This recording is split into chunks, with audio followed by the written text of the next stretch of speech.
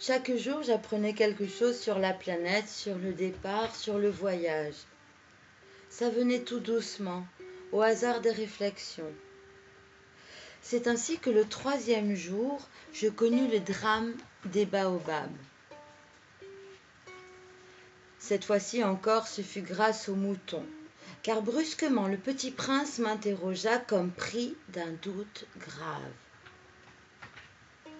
C'est bien vrai, n'est-ce pas, que les moutons mangent les arbustes? Oui, c'est vrai. Ah, je suis content. Je ne compris pas pourquoi il était si important que les moutons mangeassent les arbustes. Mais le petit prince ajouta: par conséquent, ils mangent aussi les baobabs.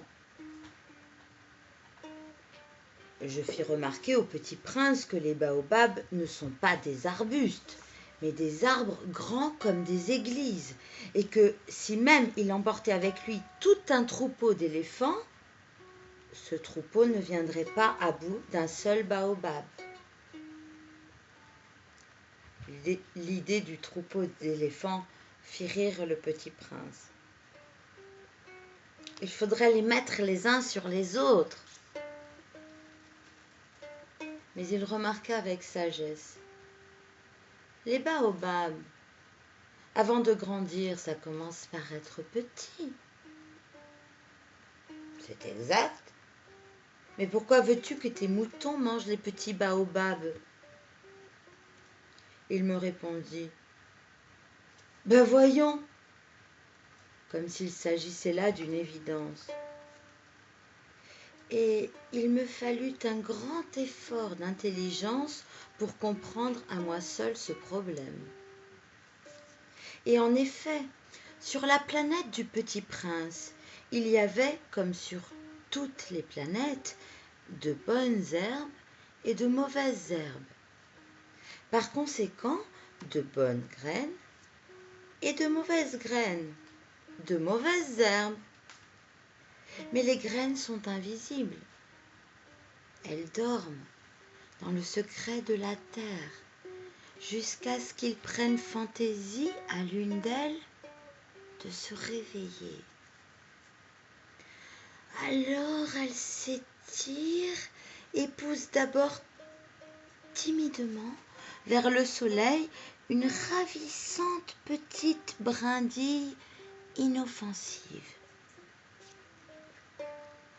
S'il s'agit d'une brindille de radis ou de rosier, on peut la laisser pousser comme elle veut. Mais s'il s'agit d'une mauvaise plante, il faut arracher la plante aussitôt, dès qu'on a su la reconnaître. Or, il y avait des graines terribles sur la planète du Petit Prince. C'étaient les graines de baobab. Le sol de la planète en était infesté. Or, un baobab, si l'on s'y prend trop tard, on ne peut jamais plus s'en débarrasser. Il encombre toute la planète. Il la perfore de ses racines. Et si la planète est trop petite, et si les baobabs sont trop nombreux, ils la font éclater. C'est une question de discipline, me disait plus tard le petit prince.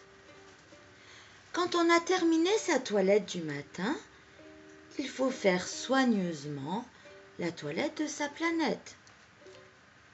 Il faut s'astreindre régulièrement à arracher les baobabs dès qu'on les distingue. Dès qu'on les distingue d'avec les rosiers auxquels ils ressemblent beaucoup quand ils sont très jeunes. C'est un travail très ennuyeux, mais très facile. Et un jour, il me conseilla de m'appliquer à réussir un beau dessin pour bien faire entrer ça dans la tête des enfants de chez moi. S'ils voyagent un jour, me disait-il, ça pourrait leur servir. Il est quelquefois sans inconvénient de remettre à plus tard son travail. Mais s'il s'agit des baobabs, c'est toujours une catastrophe. J'ai connu une planète habitée par un paresseux. Il avait négligé 3 arbustes. Et sur les indications du petit prince, j'ai dessiné cette planète-là.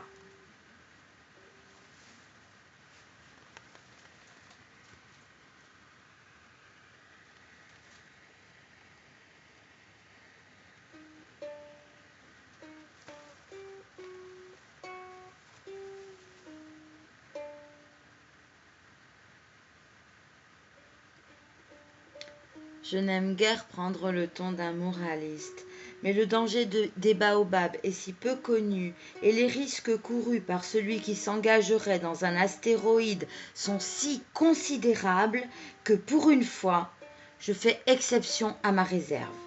Je dis « Enfants, faites attention aux baobabs !» C'est pour avertir mes amis d'un danger qu'ils frôlaient depuis longtemps, comme moi-même, sans le connaître, que j'ai travaillé ce dessin-là. La leçon que je donnais en valait la peine. Vous vous demandez peut-être, pourquoi n'y a-t-il pas dans ce livre d'autres dessins aussi grandioses que le dessin des baobabs? La réponse est bien simple. J'ai essayé et je n'ai pas pu réussir. Quand j'ai dessiné les baobabs, j'ai été animée par le sentiment de l'urgence.